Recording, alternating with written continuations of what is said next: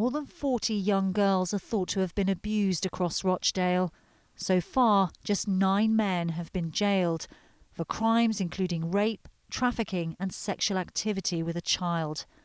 Now, 3 years after those convictions, Greater Manchester Police has apologised for letting victims down. Today, the head of the force told me officers should have done more. You admit police failed in Rochdale. What do you want to say to the victims?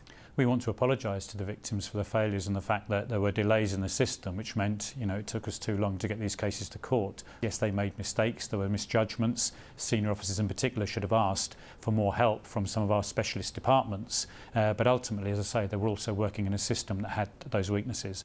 A review into how police dealt with victims found they failed to properly investigate claims of abuse. It also found officers were distracted by other crimes, such as achieving targets on burglary.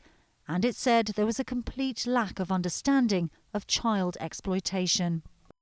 2 of the victims are now planning to sue police, but this lawyer, who represents 20 of the victims, says compensation will only go so far.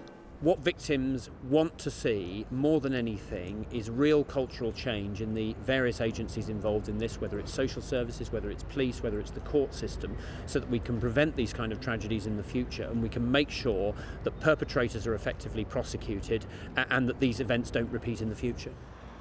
The girls abused in Rochdale were subjected to grooming by a network of men.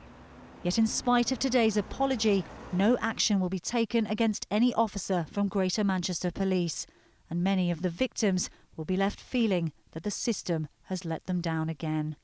Layla Hayes, 5 News.